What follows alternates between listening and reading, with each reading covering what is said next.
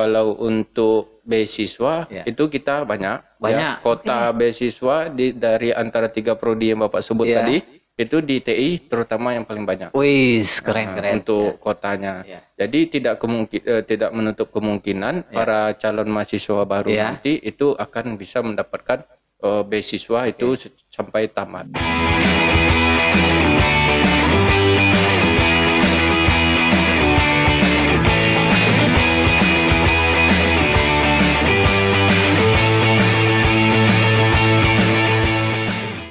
Assalamualaikum warahmatullahi wabarakatuh. Selamat siang Sobat Muda Unilab. Kembali lagi dengan bincang bebas, obrol bebas hari ini di Unilab Podcast. Ada 2 narasumber yang sangat cerdas, cermat dan ahli teknologi. Beliau adalah dosen di Fasilkom Universitas Lancang Kuning, tepatnya di Prodi Teknik Informatika. Teknik Informatika atau Teknik Informasi ya? Teknik Informatika. Oke, Teknik Informatika Universitas Lancang Kuning. Yang pertama saya kenalkan adalah Yogi Ersan. Selamat datang Pak Yogi. Siap, Pak. Kemudian ada Pak Pandu Pratama Putra. Selamat datang Pak. Apa kabar Pak Yogi sama Pak Pandu? Alhamdulillah baik, Pak. Sehat Pak? Sehat. Alhamdulillah sehat. Pak Yogi ini sangat muda ya? Iya. Udah 30?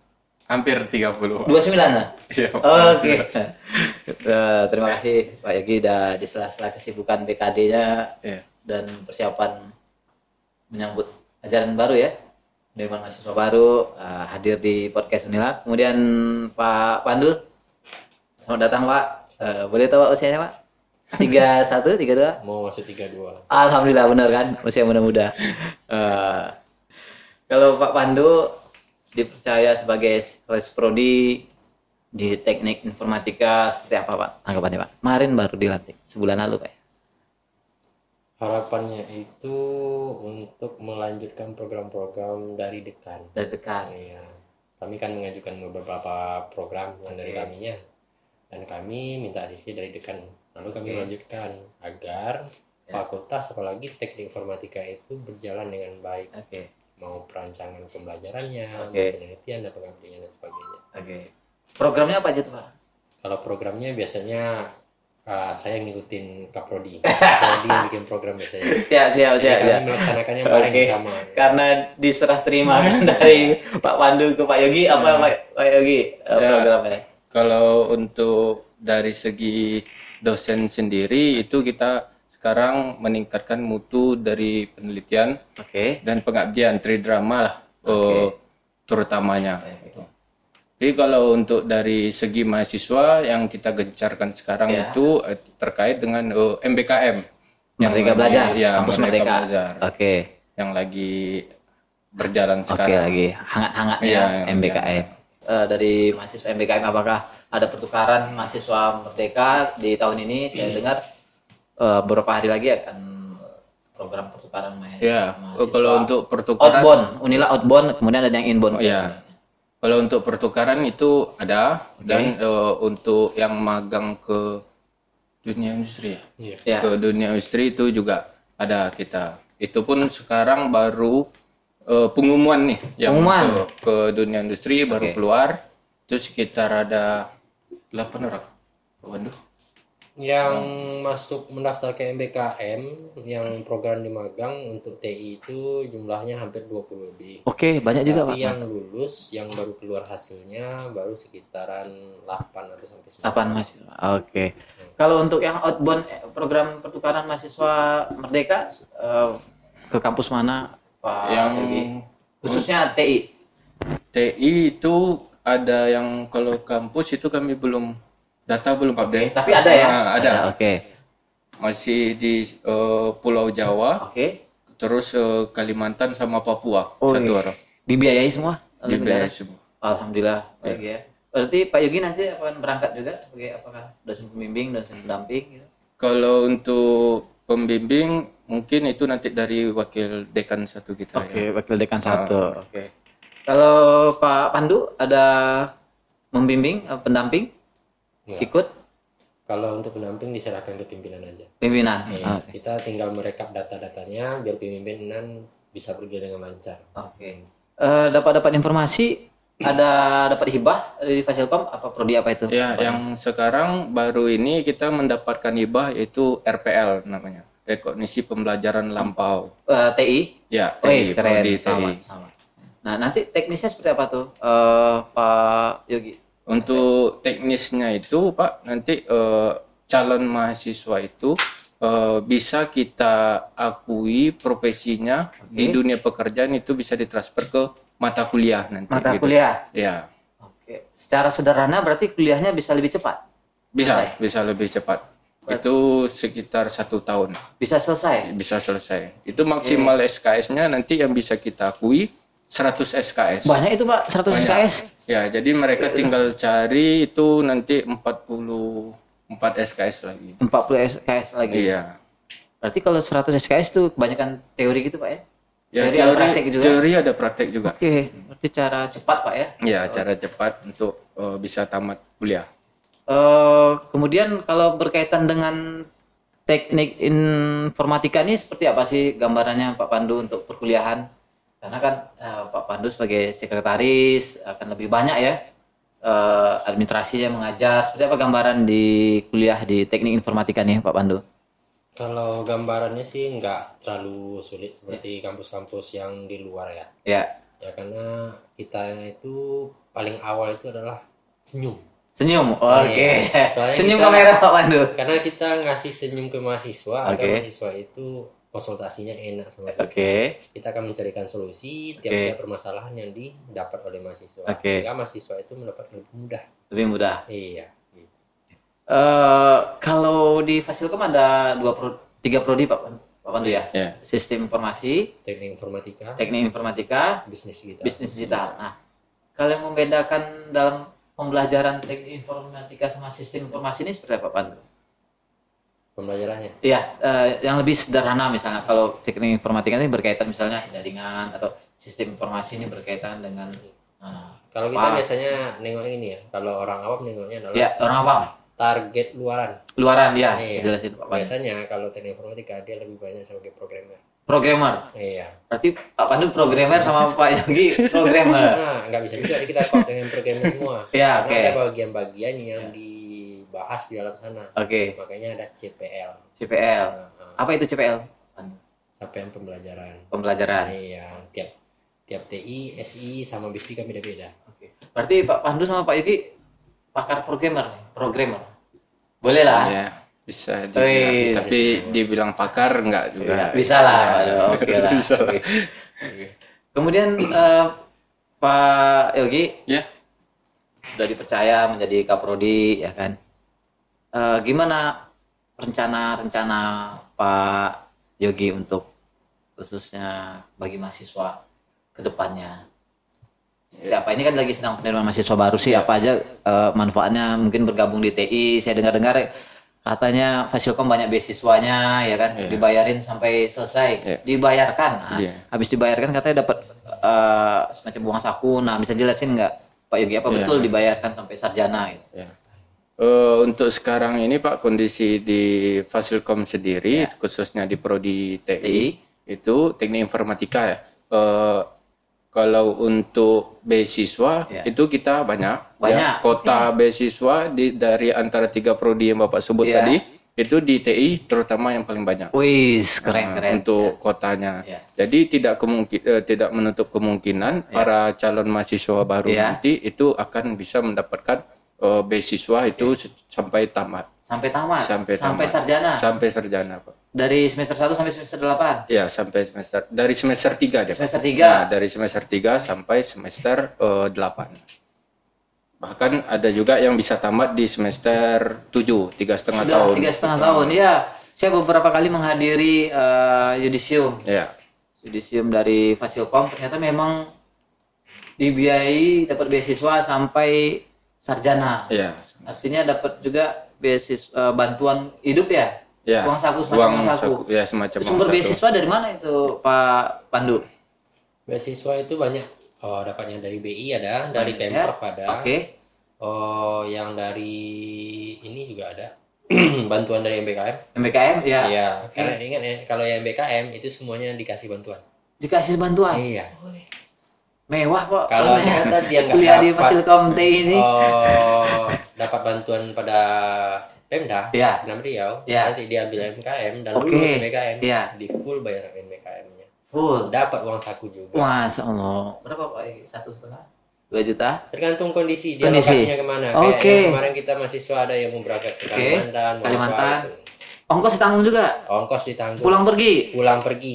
Nginapnya ditanggung juga. Nginap ditanggung. Masya Allah. juga. Semuanya ditanggung. Oke, udahlah Pak. Kalau ada beasiswa saya mau masuk Pak. Tapi ada batasan umur nggak sih Pak? Kalau batasan umur nggak ada. Nggak ada. Ya, Oke. nggak ada. Sekarang nggak ada batasan umur untuk Untuk yang MBKM. MBKM itu nggak ada batasan. Oke, kalau yang misalnya dari Pemprov dari BI itu asal berstatus mahasiswa ya? Asal berstatus mahasiswa. Ada batasan umur. Ada. Beberapa ada yang ada batasan Ada yang umur ya, beberapa. ada juga yang enggak. Tergantung itu nanti Jenis jalur beasiswa. beasiswanya. yang Oke, menarik Pak. Mm-mm.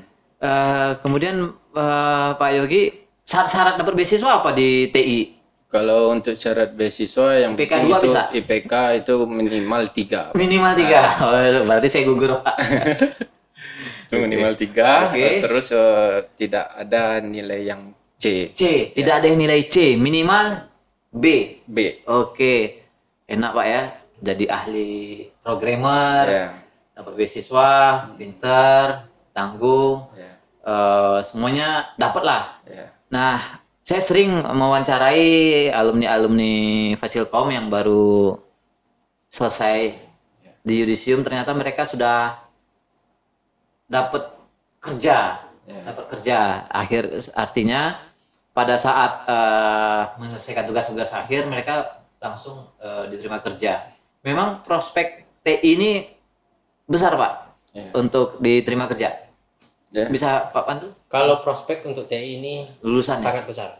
Kenapa saya bilang sangat besar? Kita tengok dari data tracer Tracer yang study ya? teknik Oke. informatika, jumlah yang wisuda dalam satu angkatan kira-kira 50 sampai 70 orang Khusus TI. khusus TI. Oke. Itu sekitar 80% itu udah pada dapat kerja pas acara yudisium.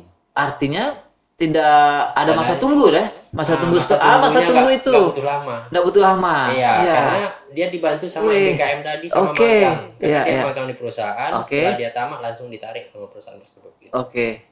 Betul Pak Yogi? Ya, betul Pak. Berarti kalau misalnya masa tunggunya tidak terlalu lama, artinya sebentar. Banyak dong Pak alumni yang sudah kerja terus WA Pak, izin saya udah kerja di sini. Ya. Ada pengalaman Pak? Ada Mahasiswa Pak Yogi?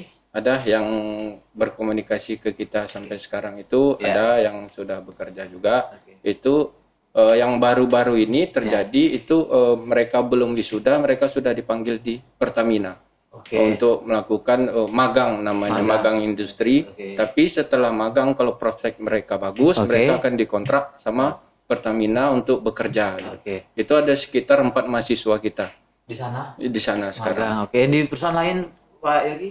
Kalau yang di RAPP itu ada juga. Ada juga. Ada juga. Oke, dari keren, Bapak. keren. Rasanya Pak Yogi, Pak Pandu sebagai dosen, kemudian ada mahasiswa yang baru tamat diterima kerja, itu rasanya gimana Pak? Apakah wah ternyata saya berhasil nih Didi, ya kan? Gimana Pak?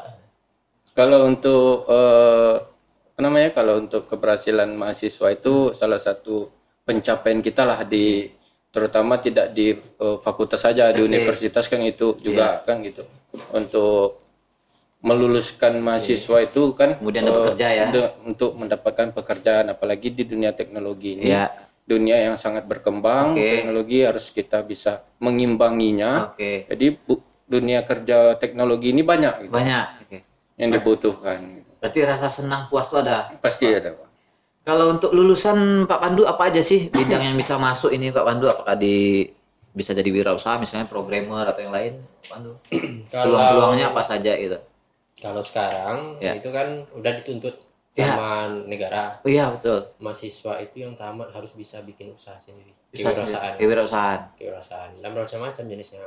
Dan jelas kalau yang teknik informatika, Ya. dia bisa bikin perusahaan sendiri, Oke. dia bisa bekerja di mana saja. Di mana saja? Di bank butuhkan IT, komputer, oke. IT. Di pemerintahan. pemerintahan ada IT. Di Oke. semua bidang Di tentu sekolahan ada ada IT. IT. Semuanya ada. Semua ada. Iya, jadi tidak luput untuk lowongan kerjaan itu banyak untuk TI gitu. Kalau begitu peluangnya besar, artinya sejalan dengan apa yang Pak Pandu sampaikan tadi ya, 80% setelah yudisium sudah diterima kerja. Nah, kalau begitu Pak Pandu, artinya apa yang diajarkan di TI itu diterima di masyarakat ya? Iya, bisa diterima. Lulusannya diakui gitu? Iya, bisa diterima. Kemudian untuk Pak Yogi, ketika kan nih alumni sudah banyak yang berhasil, ada nggak sih dorongan-dorongan dari alumni bertanya kapan berdirinya magister komputer? Saya dapat kabar nih, kabar-kabar sedang diurus untuk magister komputer ya, S2 ya. Iya benar Pak. Iya benar Pak. Benar informasi itu. Iya. A1 tuh Pak Pandu. Ada banyak alumni yang bertanya itu? Lagi ada proses itu pengurusan alumni ada juga. Kapan keluarnya informasinya Pak Pandu? Kalau untuk informasi fixnya itu kami secepatnya ya. Doakan saja ya Pak Yogi ya. Oke. Keren. Mudah-mudahan dalam waktu dekat S2 Magister Komputer dapat keluar SK-nya. Selanjutnya Pak Pandu, Pak Yogi, ya kan.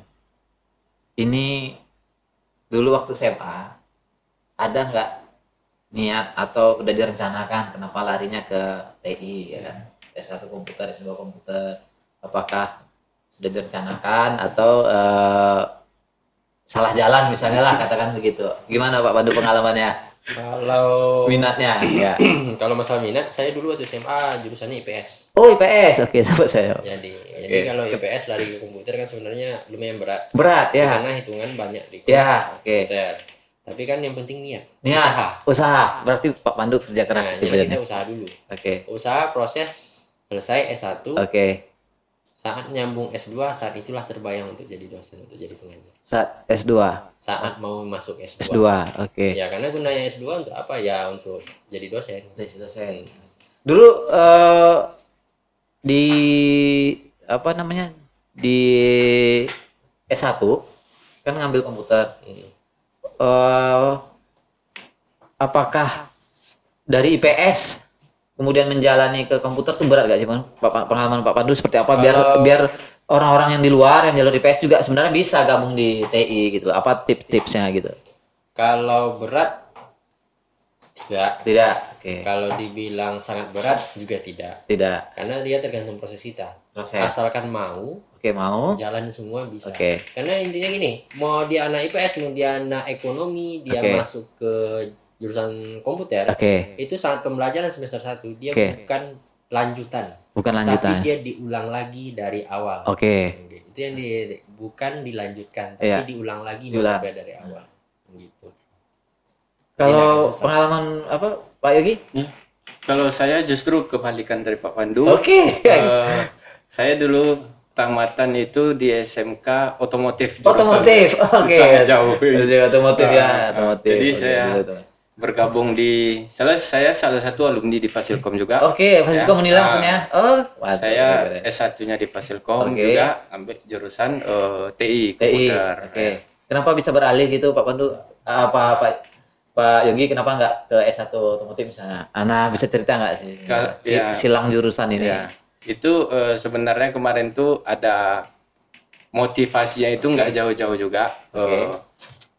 Dari orang tua saya juga kan gitu. Motivasinya itu beliau salah satu juga dosen ilmu komputer. Jadi ada dorongan itulah dari orang tua yang saya lihat selama di rumah kan orang tua kan gitu. Jadi saya penasaran, saya coba masuk ke Fakultas Ilmu Komputer. Kalau dibilang untuk proses perkuliahannya sulit, tidak sulit sangat. Apalagi sekarang informasi itu di mana aja kita bisa dapat.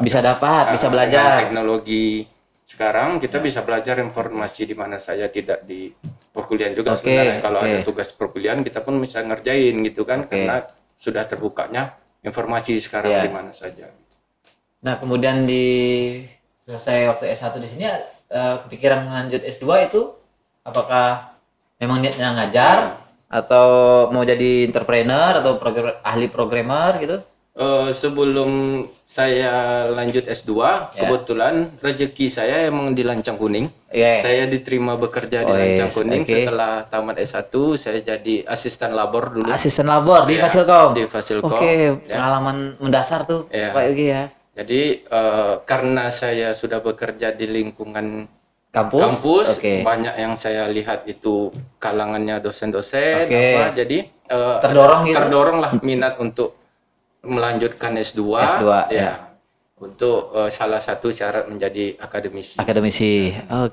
Lulus tahun berapa Pak Yogi? Saya 2017. S2-nya di mana? S2 saya di UPTK Padang. Pak Pandu? Sama. Satu alma mater ya? Iya, satu alma mater, beda angkatan. Pak Pandu sama Pak Yogi, kalau Bapak lihat di lingkungan TI, kalau stylenya mahasiswa TI ini kan beda ya? Nah, apakah mereka memang ciri-cirinya itu seperti apa sih yang Pak Pandu, Pak Yogi perhatikan? Apakah bawa laptop, ya kan, bawa headset, ya kan, perkakas itulah ya. Seperti apa Pak Yogi, Pak Pandu lihat ini? Jadi kan, kalau yang dilihat dari fakultas kita, itu yang pasti ya. Kalau bawa laptop itu pasti. Udah pasti. Komputer ya. Kayak wajib. Terus aja deh ya. Di lingkungan kampus itu yang kerennya itu anak-anaknya itu membangun komunitas ngoding gitu. Komunitas coding. Ya, komunitas coding. Jadi mereka itu bikin kelompok kerja, kelompok tugas inisiatif sendiri atau dorong dosen? Inisiatif sendiri mereka. Jadi keren. Jadi mereka tuh yang sendiri-sendiri itu tetap ada, tapi lebih banyak yang berkelompok untuk mengerjakan tugas kampus. Gitu. Jadi yang Pak Pandu lihat dari berkelompok itu sebenarnya cara belajar juga kan? Iya, cara belajar juga. Oke. Pak Pandu nih dingin aja deh ya. Minum dulu. Pak Yogi. Kemudian untuk situasi suasana kuliah di TI seperti apa, Pak? TI Fasilkom, Pak Yogi. Situasi misalnya apakah dosen yang mudah dihubungi, ya kan, gampang temui dosen, pembelajarannya enak gitu kan. Apalagi Pak Yogi sama Pak Pandu kan usianya masih muda nih, ya kan. Tentu ada juga mahasiswa yang baru-baru 18 tahun, 19 tahun, enggak cuman beda-beda 8 tahun 9 tahun lah. Gimana suasananya?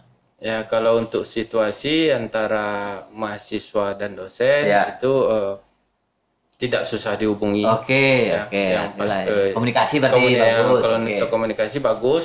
Terus untuk pelayanan kami dinomorsatukan di pelayanan, Fasilkom. Karena Fasilkom tuh bervisi itu ada pelayanan nomor 1 gitu. Kepuasan artinya kepuasan pelanggan, artinya mahasiswa. Terus yang lainnya Pak Yogi, Pak Pandu selain itu. Kalau untuk saya sendiri, bimbingan kalau misalnya, kalau untuk saya sendiri kalau untuk komunikasi sama mahasiswa kalau bisa saya balas secepatnya. Berarti kan Pak Pandu sama Pak Yogi dosen milenial nih kan?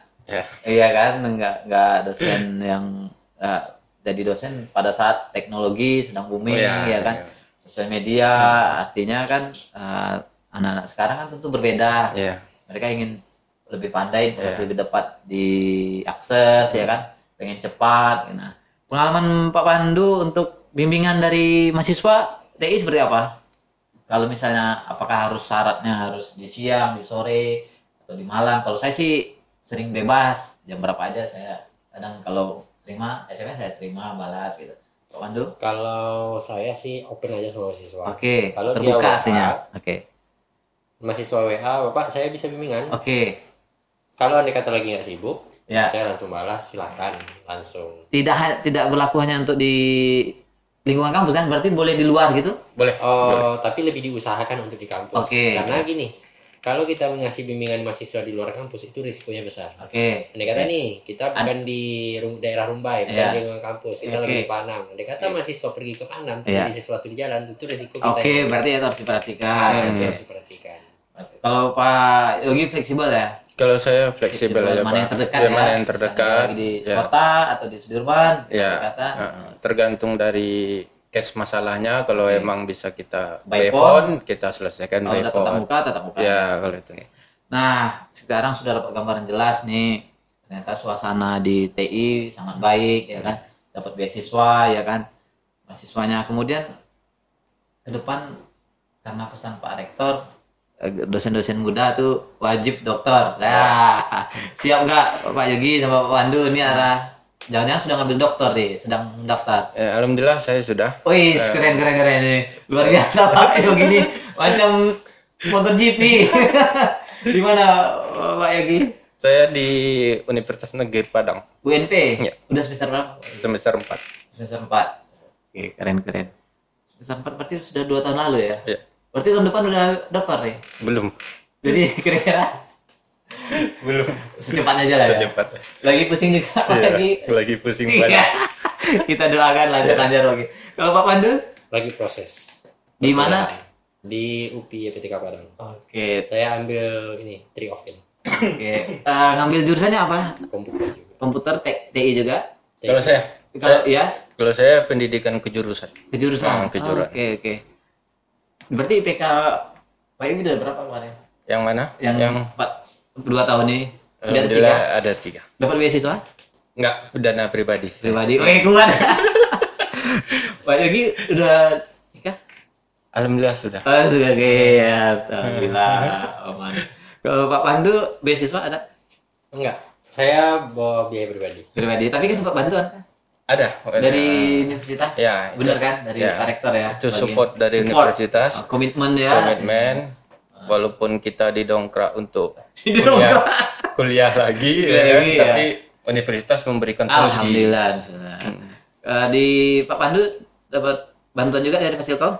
Dari Unila bantuan. Oke. Kalau Fasilkom tetap ada bantuan. Oke, kalau misalnya kesulitan ada cara instan Pak Pandu Pak Yogi. Mau tahu apa? Apa tuh, Pak? Modal KTP. Foto diri. Gitu. Pinjam. Oke, kawan-kawan, sobat muda Unilak, akhirnya sampai di penghujung bagaimana gambaran kuliah di TI sangat menarik. Yang pasti luaran ataupun masa depan cerah. Pak Yogi, Pak Pandu ya, Ya. lulusannya mudah-mudahan informasi bincang hari ini menjadi informasi awal bagi masyarakat luas untuk bergabung mendaftarkan di program studi teknik informatika di Universitas Sancang Kuning. Saya minta satu komentar terakhir lah, motivasi dari Pak Yogi, dari Pak Pandu untuk kawan-kawan semua masyarakat luas bisa berjuang, bisa menggapai masa depan melalui TI. Silakan Pak Yogi. Oh, baik, Pak. Jangan Pak lah, Pak Yogi. Biar saya manggil Pak. Bang aja. Pak Yogi. Oke, bagi rekan-rekan yang ingin bergabung di Fakultas Ilmu Komputer Universitas Lancang Kuning terkhususnya, segera mendaftar. Kami tunggu kehadirannya, ya. Karena perkembangan teknologi ini sangat pesat ke depannya. Dengan adanya jurusan TI inilah bisa kita bertransformasi teknologinya. Oke, Pak Pandu. Ya. Saya juga. Iyalah, duit maut nih. Sekretaris Prodi sama Kak Prodi. Oke. Kalau pesan saya untuk alumni, mahasiswa, dan Masyarakat luas. calon mahasiswa. mahasiswa Unila, tepatnya Fakultas Ilmu Komputer Jurusan Informatika, mendaftarlah lebih baik karena jangan ditunggu. Kalau ditunggu, Ditunda gitu. tertunda beberapa lama masa studinya. Lebih cepat lebih baik. Tamat langsung masuk. Karena proses akan lebih cepat selesai, akan lebih baik.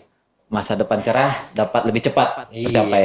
Oke, terima kasih atas waktunya Pak Yogi, Pak Pandu. Mudah-mudahan cepat selesai S3-nya, maju prodi TI-nya makin maju, Fasilkomnya makin maju, Unilaknya makin maju. Demikian kawan-kawan sobat muda Unilak atas bincang hari ini, mudah-mudahan mencerahkan dan sampai ketemu di bincang berikutnya dengan tema-tema berbeda tentang alumni, tentang mahasiswa, tentang dosen, dan hal-hal lain menarik. Assalamualaikum warahmatullahi wabarakatuh.